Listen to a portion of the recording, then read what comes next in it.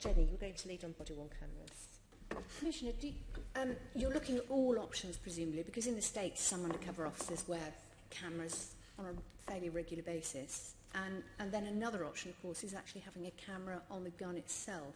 And I understand all the limitations of that, the fact that you only see where the gun's pointing, and this is, again, what we heard at Gravesend. But it would capture something at least. So are you looking at all the options? Of course. Yeah, I mean, there are some differences, because if you've got an undercover officer, they often won't wear body armour. They can do sometimes, but they won't always. And depending on where the body armour is and how it's fitted, can be another complication. So it's certainly not a lack of will.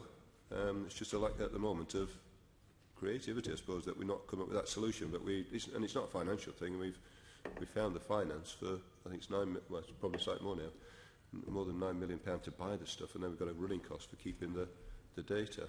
So there's a will there to do it. There's no reason to not do it.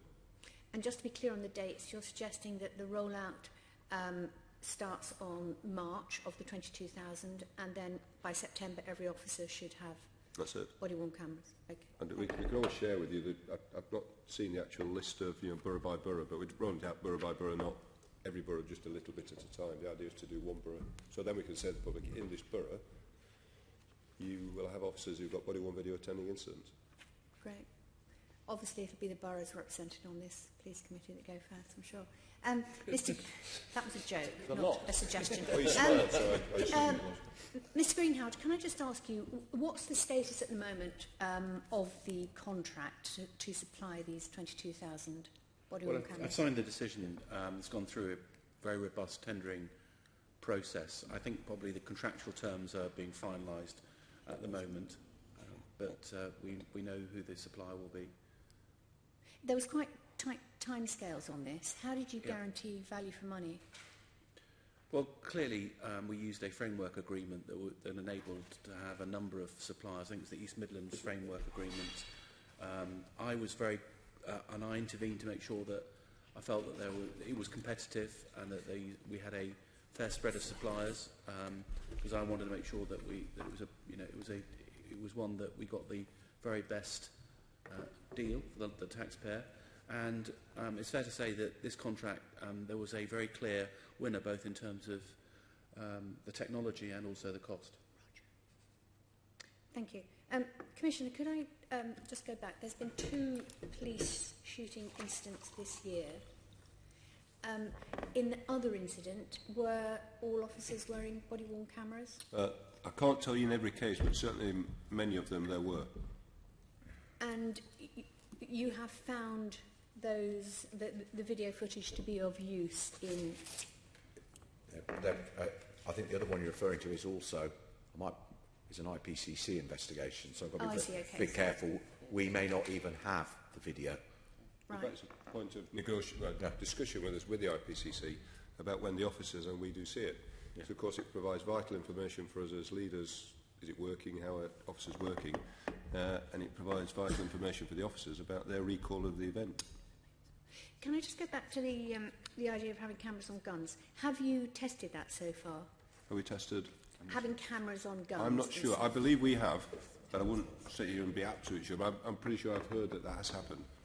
We've certainly seen a briefing that looked at, particularly for firearms officers, looked at a range of mountings from, you probably saw them at Gravesend, from one along the side of headline there. The gun, there's some feedback around whether it affects the weight and balance of a gun, so do you have to train with it all the time? So there's some issues around that. Obviously the one here is limited as soon as you pull the firearm up in terms of doing it. Then what do? Do you say, well, you've got to stay in the car till you put your cap on, you can't go out with your... So it's just getting that technology right. But we're also making sure that it works. So there's some correspondence between the National Police Chiefs Council and the IPCC to make sure we've also got a solution that works nationally. Because there'll be nothing worse, going back to the point around when you go to mutual aid and the 5 forces in the southeast converge on something on the M25 and we say, well, this force doesn't have them, this force does, this force uses them on a cap, this force... And you'll go, what? So it's got to be something that works across the piece. And one of the other areas they're looking at is, even in some of the covert vehicle fleets across the UK, could you have some facility to either have cameras and a proper way of using audio in that? I do feel the States is in advance of us on these issues because they have more practice, obviously, on gun No, I mean, incidents. they might be on firearms, but in fairness, I mean, this is the largest body-worn video rollout in the world. We're carefully, but they have more practice of certain something in terms of discharging firearms. But presumably they've had pilots as well that have tested all these options. Well, no, because they're all armed, if you have body-worn video in the US, by its very nature, you're going to do it. And it's quite different if you bring a handgun, without getting too technical, bringing a handgun to bear, depending on where you put your posture with a handgun and where the video's mounted, to using a long-barrelled weapon. They've not been as accepting, I would argue, from having talked to some of the big city chiefs there. They've had a big debate about whether it's a good idea at all.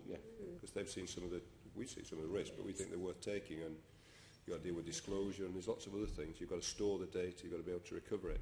And they thought that was quite challenging, so some of the big cities aren't doing it. I'm not sure we often challenge that America's better. I'm not sure they've got more experience of shooting. I was They're some way behind, as a generality.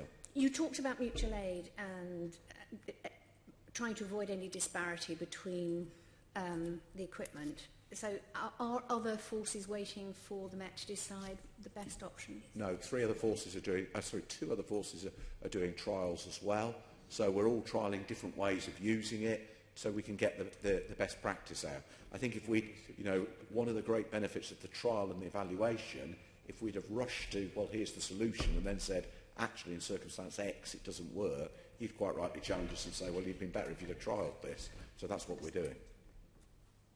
And so there is a lot of debate between forces on Yes. this, and you're learning from each other. And it's been coordinated, so you'll remember we have national leads for things like firearms, so our colleague Simon Chesterman and the chair of the National Police Chiefs Council, Sarah Thornton.